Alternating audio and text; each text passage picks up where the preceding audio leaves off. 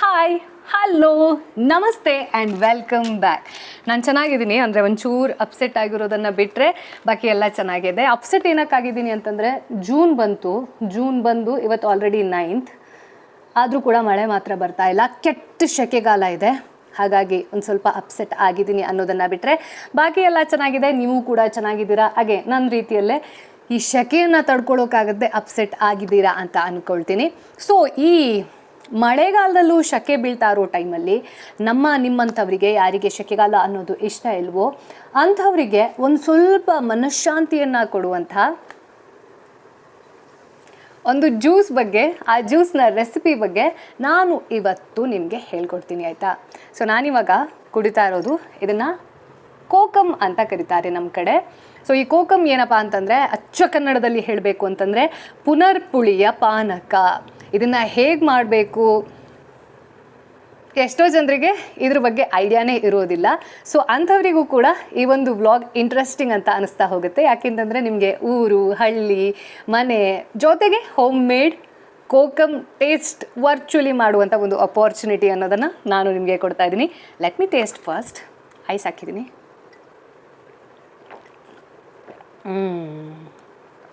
ಇದೆ ಮನಃಶಾಂತಿ ಅಂತಂದ್ರೆ ಇದೆ. ಸೊ ಇದನ್ನು ಹೇಗೆ ಮಾಡ್ತಾರೆ, ಎಷ್ಟು ಹಾರ್ಡ್ಶಿಪ್ಸ್ ಇದೆ, ಬಟ್ ಕುಡಿಯೋಕ್ಕೆ ಎಷ್ಟು ಚೆನ್ನಾಗಿರುತ್ತೆ ಅನ್ನೋದನ್ನು ವರ್ಚುವಲ್ ಆಗಾದರೂ ಈ ಒಂದು ವ್ಲಾಗಲ್ಲಿ ನೋಡ್ತಾ ಹೋಗಿ. Let's start. Okay, first things first, ಈ ಕೋಕಮನ್ನು ನೀವು ಮನೆಯಲ್ಲಿ ಮಾಡಬೇಕು ಅಂತಂದರೆ ಮೊದಲು ನಿಮ್ಮ ಮನೇಲಿ ಕೋಕಮ್ ಗಿಡ ಇರಬೇಕು. ಇದನ್ನು ಪುನರ್ಪುಳಿ ಅಂತ ಕರೀತಾರೆ, ಮುರುಗ್ಲು ಅಂತ ಕರೀತಾರೆ. ಅಂಗ್ರೇಜ್ folks, please let me know what is called in English in the comment section below. ಇದ್ರ ಜೊತೆಗೆ ಈ ಮರವನ್ನು ಹತ್ತೋಕೆ ಬರುವಂತಹ ನನಪ್ನಂತಹ ಒಂದು ಸ್ಟ್ರಾಂಗ್ ಪರ್ಸನ್ ಕೂಡ ನಿಮಗೆ ಹೆಲ್ಪ್ ಮಾಡೋಕ್ಕೆ ಅಂತ ಇರಬೇಕು. ಈ ಮರ ಹತ್ತಿ ಅದನ್ನು ಕೊಯ್ಯೋದು ಒಂದು ಕಡೆ ಆದರೆ, ಕೆಲವೊಂದು ಸತಿ ಸೀಸನ್ನಲ್ಲಿ ಮರ ತುಂಬ ಹಣ್ಣಿರುತ್ತೆ, ಒಬ್ಬರು ಇದನ್ನು ಕೊಯ್ಯೋಕ್ಕೆ ಸಾಧ್ಯನೇ ಇರಲ್ಲ.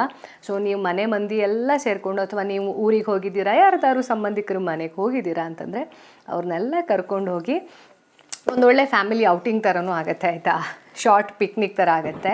ಸೊ ಅದನ್ನು ಕೊಯ್ದು ಕೆಂಪಾಗಿರುವಂತಹ ಕ್ಯೂಟ್ ಹಣ್ಣುಗಳನ್ನೆಲ್ಲ ಒಂದು ಕಡೆ ರಾಶಿ ಆಗ್ತಾ ಹೋಗಬೇಕು. ಇನ್ನು ನಮ್ಮಂಥವ್ರಾಗಿದ್ದರೆ ಈ ಚಿಗುರೆಲೆ ಇರುತ್ತಲ್ಲ, ಇದು ತುಂಬ ಟೇಸ್ಟಿಯಾಗಿರುತ್ತೆ. ನಾವು ಸ್ಕೂಲಿಗೆ ಹೋಗುವಾಗೆಲ್ಲ ಇದನ್ನು ಮುಷ್ಟಿಗೆಟ್ಲೆ ಇಟ್ಕೊಂಡು ಅದಕ್ಕೆ ಉಪ್ಪು ಖಾರ ಹಾಕ್ಕೊಂಡು ನೆನ್ಪು ಮಾಡಿಕೊಂಡ್ರೆ ಬಾಯಲ್ಲಿ ನೀರು ಬರ್ತಾಯಿದೆ. ಎನಿವೆ, ಸೊ ಈ ರೀತಿ ನೀವು ಅದೆಲ್ಲದನ್ನು ಒಂದು ಬುಟ್ಟಿಯಲ್ಲಿ ಹಾಕ್ಕೊಂಡು, ಇಲ್ಲಿ ನೋಡಿ ನಮ್ಮಮ್ಮ ಇದನ್ನು ದೋಟಿ ಹಾಕಿ ಹೀಗೆ ಹಣ್ಣನ್ನು ಪ್ಲಕ್ ಮಾಡ್ತಾ ಇದ್ದಾರೆ. ನಮ್ಮ ಕಡೆ ಇದನ್ನು ದೋಟಿ ಅಂತ ಕರೀತಾರೆ. ನಿಮ್ಮ ಕಡೆ ಏನು ಹೇಳ್ತಾರೆ please let me know. So ನಮ್ದು 12 ಕಿಲೋಮೀಟ್ರ್ ಹೋದಂಗೆ ನಮ್ಮ ಭಾಷೆ, ಆ ಭಾಷೆಯನ್ನು ಬಳಸುವಂತಹ ಪದ್ಧತಿ, ಆ್ಯಕ್ಸೆಂಟ್ ಎಲ್ಲ ಕೂಡ ಬದಲಾಗತ್ತಂತೆ. ಸೊ ನಿಮ್ಮ ಕಡೆ ಏನು ಹೇಳ್ತಾರೆ ಇದಕ್ಕೆ? ಈ ರೀತಿ ಹಣ್ಣನ್ನು ಪ್ಲಕ್ ಮಾಡೋ ಏನಿದು ಕಡ್ಡಿನ ಏನೋ ಒಂದು. ಆ ದೋಟಿಯಲ್ಲಿ ಕೊಯ್ದಿರೋದು ನಮ್ಮಪ್ಪ ಮರದಿಂದ ಕೊಯ್ಕೊಂಡು ಬಂದಿರೋದು. ನಾನಲ್ಲೇ ನಾನು ಶೂಟಿಂಗಲ್ಲಿ ಬ್ಯುಸಿ ಆಗಿದ್ದೆ. ಎನಿವೆ, ಸೊ ಒಂದು ಬುಟ್ಟಿ ಆಗುವಷ್ಟು ಅದರಲ್ಲಿ ಕಾಯಿ ಕೂಡ ಇದೆ. ಕಾಯಿಯನ್ನು ಬೇರೆ ಏನಕ್ಕಾದರೂ ಯೂಸ್ ಮಾಡ್ಕೊಳ್ಬಹುದು. ಬಟ್ ನಮಗೆ ಕೋಕಮ್ ಮಾಡೋಕ್ಕೆ ಬೇಕಾಗಿರೋದು ಅಂತಂದರೆ ಈ ರೀತಿ ಕೆಂಪಾಗಿರುತ್ತಲ್ಲ, ಆ ಟೊಮೆಟೊ ಹಣ್ಣಿನ ಹಾಗೆ ಕೆಂಪಾಗಿರುವಂತಹ ಈ ಕೋಕಮ್ ಹಣ್ಣಿನಿಂದ ನಾವು ಕೋಕಮನ್ನು ರೆಡಿ ಮಾಡ್ತೀವಿ. ಇದನ್ನು ಇವಾಗ ಮನೆಗೆ ತಂದು ನಾವು ನೀಟಾಗಿ ತೊಳೆದು ಅದನ್ನು ಒಂದು ಸತಿ ಬಿಸಿಲಿಗೆ ಹೀಗೆ ಸುಮ್ಮನೆ ಮೈಯೊಡ್ಡಿ ಇಡಬೇಕು. ಯಾಕೆಂತಂದರೆ ಯಾವುದೇ ನೀರಿನ ಪಸೆ ಅನ್ನೋದು ಕೋಕಮ್ ಒಳಗಡೆ ಸೇರಿಕೊಂತು ಅಂತಂದರೆ ಆ ಕೋಕಮ್ಮನ್ನು ನಾವು ಪ್ರಿಸರ್ವ್ ಮಾಡೋದು ತುಂಬ ಕಷ್ಟ ಆಗುತ್ತೆ. ಹಾಗಾಗಿ ಕೊಳ್ತೋಗಿರೋದು ಅಥವಾ ಯೂಸಿಗೆ ಬರದೇ ಇರೋದು ಅದನ್ನೆಲ್ಲ ಸಪ್ರೇಟ್ ಮಾಡಿ ವಾಶ್ ಮಾಡಿಕೊಂಡು ನೆಕ್ಸ್ಟ್ ನೀವು ಇದನ್ನು ಕೊರಿಯೋಕೆ ಅಂತ ಶುರು ಮಾಡಬೇಕು. ಹೆಂಗೆ ಕೊರಿಬೇಕು ನಾನು ತೋರಿಸ್ತೀನಿ ನೋಡಿ. ಈ ಹಣ್ಣು ನೋಡೋಕ್ಕೆ ಹೊರಗಡೆಯಿಂದ ಎಷ್ಟು ಕ್ಯೂಟಾಗಿರುತ್ತೋ ಒಳಗಡೆಯಿಂದ ಅಷ್ಟೇ ಡೇಂಜರಸ್, ಆಯಿತಾ. ಈ ರೀತಿ ಹುಳ ಎಲ್ಲ ಇರುತ್ತೆ. ಹಾಗಾಗಿ ಅದನ್ನು ಕೊರಿಯುವಾಗ ನೀವು ನೀಟಾಗಿ ಆ ಬೀಜನೆಲ್ಲ ಸಪ್ರೇಟ್ ಮಾಡಿಕೊಂಡು, ಗಲೀಜೇನಾದರೂ ಇತ್ತು ಅಥವಾ ಹುಳ ಏನಾದರೂ ಇತ್ತು ಅಂತಂದ್ರೆ ಅದನ್ನು ವಾಶ್ ಮಾಡ್ಕೋಬಹುದು. ಬಟ್ ಸಿಪ್ಪೆನ ಬಿಸಾಕಬೇಡಿ. ಯಾಕೆಂತಂದರೆ ನಮಗೆ ಬೇಕಾಗಿರೋದು ಬೀಜ ಅಲ್ಲ, ಈ ಸಿಪ್ಪೆಯಿಂದಲೇ ನಾವು ಕೋಕಮ್ ಮಾಡೋದು. ಹೀಗೆ ನೀಟಾಗಿ ಎಲ್ಲದನ್ನು ಕಟ್ ಮಾಡ್ಕೊಳ್ಬೇಕು. ಇದನ್ನು ಫಾಸ್ಟ್ ಫಾರ್ವರ್ಡ್ ಮಾಡೋಣ.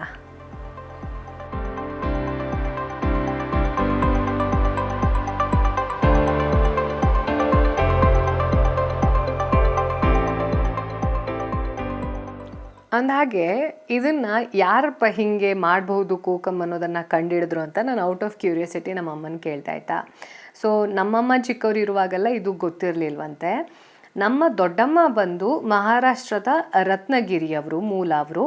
ಸೊ ಅವರು ಮದುವೆ ಆಗಿ ಇಲ್ಲಿಗೆ ಬಂದಾಗ ಕೋಕಮ್ಮನ್ನು ನೋಡಿದಾಗ, ಅಂದರೆ ಪುನರ್ಪುಳಿಯನ್ನು, ಆ ಹಣ್ಣನ್ನು ನೋಡಿದಾಗ ಸೊ ಅವರು ಹೇಳಿದ್ರಂತೆ ನಮ್ಮೂರ ಕಡೆ ಎಲ್ಲ ಹಿಂಗೆ ಮಾಡ್ತೀವಿ ಅಂತ. ಅವರು ಸಕ್ಕರೆಯನ್ನು ಯೂಸ್ ಮಾಡಿ ಇದರೊಳಗಡೆ ಕೋಕಮ್ಮನ್ನು ಪ್ರಿಪೇರ್ ಮಾಡೋ ರೀತಿಯನ್ನು ಹೇಳ್ಕೊಂಡಿದ್ರಂತೆ. ನಾನು ಇವಾಗ ನಮ್ಮಮ್ಮ ಸೇರಿಕೊಂಡು ಒಂದು ಸ್ವಲ್ಪ ಮಾಡಿಫೈ ಮಾಡಿ ಸಕ್ಕರೆ ಹಾಕೋ ಬದಲು ಬೆಲ್ಲ ಹಾಕೋಣ ಅನ್ನೋ ಪ್ಲ್ಯಾನಲ್ಲಿದ್ದೀವಿ. ಬಟ್ ಬೆಲ್ಲ ಹಾಕಿದ್ರೆ ಏನಾಗುತ್ತೆ ಗೊತ್ತಾ, ಕ್ವಾಂಟಿಟಿ ಅನ್ನೋದು ಕಮ್ಮಿ ಆಗ್ತಾ ಹೋಗುತ್ತೆ. ನೆವರ್ ಮೈಂಡ್, ಸಕ್ಕರೆಗಿಂತ ಬೆಲ್ಲ ಆರೋಗ್ಯಕ್ಕೆ ಒಳ್ಳೆಯದು ಅನ್ನುವ ಕಾರಣಕ್ಕೋಸ್ಕರ ಇದು ನೋಡಿ ಆಲೆಮನೆಯ ಬೆಲ್ಲ ಇದು. ಸೊ ಈ ಆಲೆಮನೆ ಬೆಲ್ಲ ಅದು ಗಟ್ಟಿಯಾಗಿರುತ್ತೆ. ಆ ಗಟ್ಟಿಯಾಗಿರೋದನ್ನು ನೀವು ಒಂದು ಸ್ವಲ್ಪ ಹೊತ್ತು ಹೊರಗಡೆ ಇಟ್ಟಿದ್ರಿ ಅಂತಂದರೆ ಅದು ಒಂದು ಸ್ವಲ್ಪ ಲಿಕ್ವಿಫೈ ಆದಮೇಲೆ ಇದನ್ನು ನಾವು ನಮ್ಮ ಕೋಕಮ್ನ ಆ ಓಡಿರುತ್ತಲ್ಲ, ಪುನರ್ಪುಳಿಯ ಓಡಿಗೆ ಒಳಗಡೆ ಫುಲ್ ತುಂಬಿ ಆಮೇಲೆ ಮುಂದೇನು ಮಾಡಬೇಕು? ತಡೀರಿ, ಸಮಾಧಾನ. ಮೊದಲು ಈಗ ನಾವು ರೆಡಿ ಮಾಡಿಟ್ಕೊಂಡಿದ್ದೀವಲ್ವ ಈ ಪುನರ್ಪುಳಿಯ ಓಡನ್ನು, ಅದಕ್ಕೆ ಪೂರ್ತಿಯಾಗಿ ಹೀಗೆ ಬೆಲ್ಲನ ತುಂಬಬೇಕು. ಒಂಚೂರು ಖಾಲಿ ಜಾಗ ಬಿಡುತ್ತೆ. ಆಮೇಲೆ ಒಂದು ಈ ರೀತಿ ಇಲಾಂಗೇಟೆಡ್ ಪಾತ್ರೆ ಒಳಗಡೆ ಅದನ್ನು ಇಡಬೇಕು. ಯಾಕೆ ಇಲಾಂಗೇಟೆಡ್ ಬಾಕ್ಸನ್ನು ಹೇಳ್ತಾ ಇದ್ದೀನಿ ಅನ್ನೋದು ನಿಮಗೆ ಅರ್ಥ ಆಗುತ್ತೆ.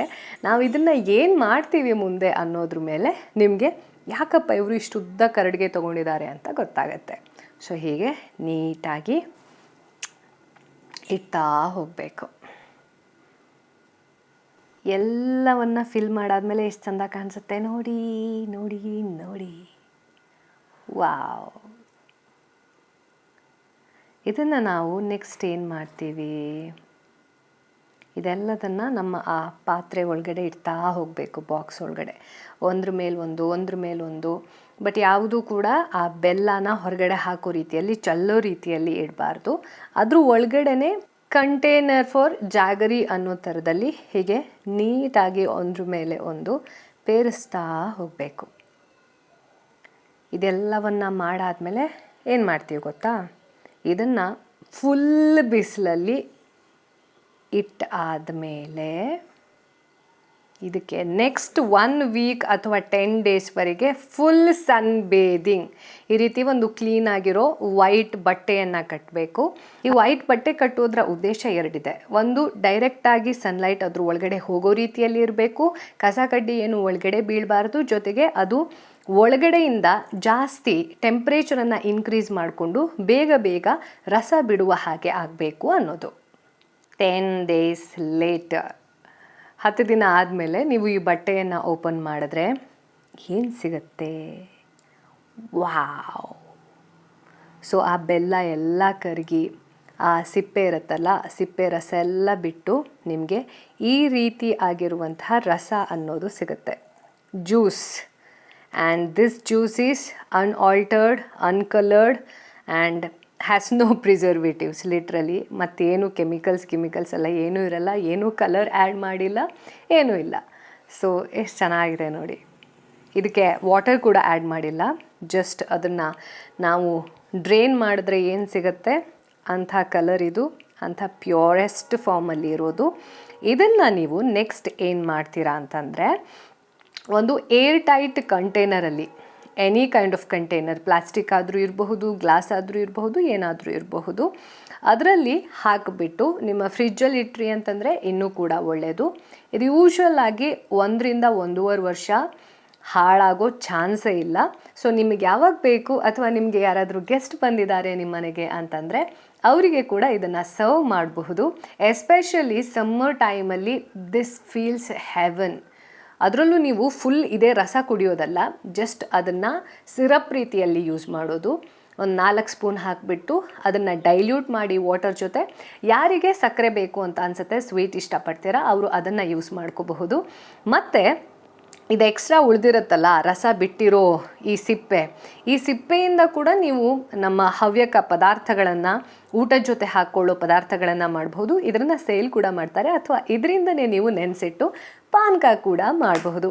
I hope you enjoyed our homemade kokum. That's all about our homemade kokum. So ಯಾರಿಗೆ ಊರಿಗೆ ಹೋಗುವಂಥ ಅಪಾರ್ಚುನಿಟಿ ಇದೆ ಅಥವಾ ನಿಮ್ಮ ರಿಲೇಟಿವ್ಸ್ ಯಾರಾದರೂ ಊರ ಕಡೆ ಇರ್ತಾರೆ ಅಂತಂದರೆ ಅವ್ರ ಮನೆಯಲ್ಲಿ ಕೋಕಮ್ ಗಿಡ ಇದೆ ಅಂತಂದರೆ ಇದನ್ನು ಟ್ರೈ ಮಾಡೋದನ್ನು ಮರಿಬೇಡಿ. ಜೊತೆಗೆ ಹೇಗಿತ್ತು ಈ ವ್ಲಾಗ್ ನಿಮಗೆ ಹೇಗೆ ಅನ್ನಿಸ್ತು ಅನ್ನೋದನ್ನು please do comment. Until next time, next Friday. See you all. Take care. But do subscribe, like, comment, share and do whatever else you want to do. But only good intentions. Bye-bye. Cheers.